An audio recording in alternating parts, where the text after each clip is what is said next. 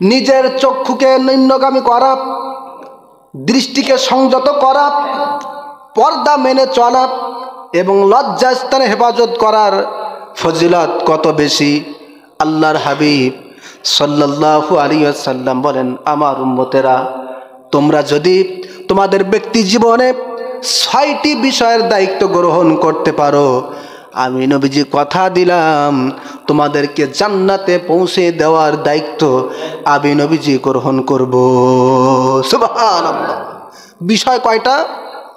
৬টা। নবীজি বলছেন, তোমরা যদি ৬টা বিষয়ের দায়িত্ব গ্রহণ করতে পারো, তাহলে আমি নবীজি তোমাদেরকে জান্নাতে পৌঁছে দেওয়ার দায়িত্ব গ্রহণ করব। সুবহানাল্লাহ।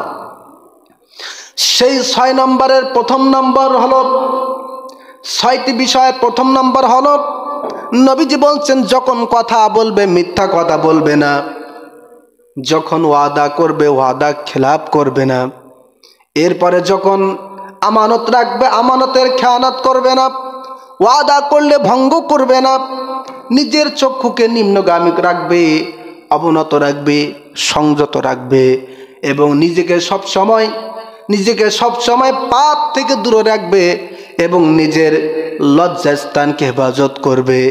এই ৬টা বিষয়ের দায়িত্ব কোনো উম্মত যদি গ্রহণ করতে পারো, তাহলে আমি নবীজি কথা দিলাম কিয়ামতের ময়দানে, হাসরের ময়দানে আমি নবীজি তাকে জান্নাতে যাওয়ার দায়িত্ব গ্রহণ করব।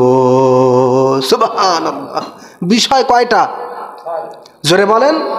৬টা। প্রথম নম্বর হলো, কথা বললে মিথ্যা বললে হবে না। দ্বিতীয় নাম্বার হলো, ওয়াদা করলে খেলাপ করলে হবে না। তৃতীয় নাম্বার হলো, আমানতের খেয়ানত করলে হবে না। চতুর্থ নাম্বার হলো, নিজের চক্ষুকে সংযত রাখতে হবে, অর্থাৎ পর্দা সহকারে চলতে হবে।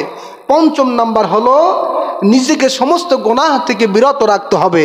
আর ষষ্ঠ নাম্বার হলো, নিজের লজ্জাস্থানের হেফাজত। এই ৬টি বিষয় কেউ যদি দায়িত্ব গ্রহণ করতে পারে, নবীজি বলছেন আমি তাকে জান্নাতে নিয়ে যাওয়ার দায়িত্ব গ্রহণ করলাম। সুবহানাল্লাহ।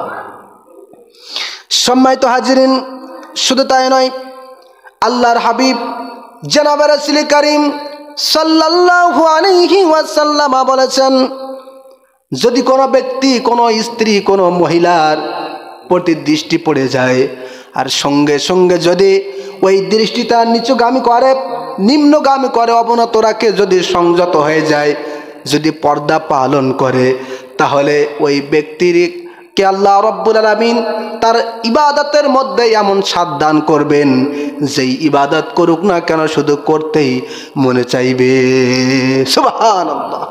এমন হচ্ছে, একটি কোনো মহিলার প্রতি যদি হঠাৎ করে দৃষ্টি চলে যায়, রাস্তায় বাহির হলে অনেক সময় নিজের অজান্তে দৃষ্টি পড়ে কি পড়ে না, তো যেই দৃষ্টি পড়ে যাবে সঙ্গে সঙ্গে যদি নিজের মুখটা ফিরানো যায়, যদি দৃষ্টিটা নিচুগামী করা যায়, সংযত রাখা যায়, নিজেকে যদি পর্দার মধ্যে আবৃত করা যায়, তাহলে নবীজি বলছেন আল্লাহ পাক তার ইবাদতের মধ্যে স্বাদ দান করবেন। সুবহানাল্লাহ। কি দান করবেন?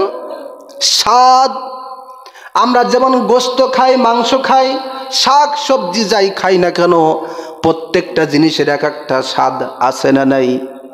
জোরে বলেন। আছে।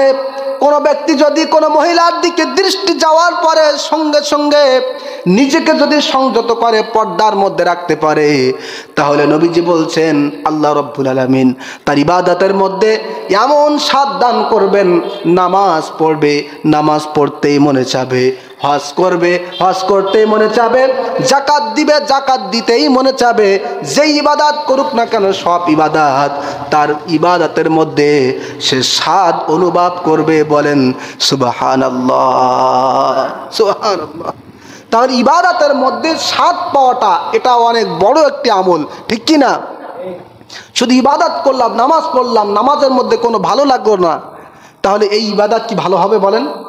আমি যদি নামাজ পড়ি, নামাজের মধ্যে যদি আমার স্বাদ লাগে, যদি ভালো লাগে, তাহলে ওই ইবাদতটা কবুল হওয়ার সম্ভাবনা বেশি আছে না নেই?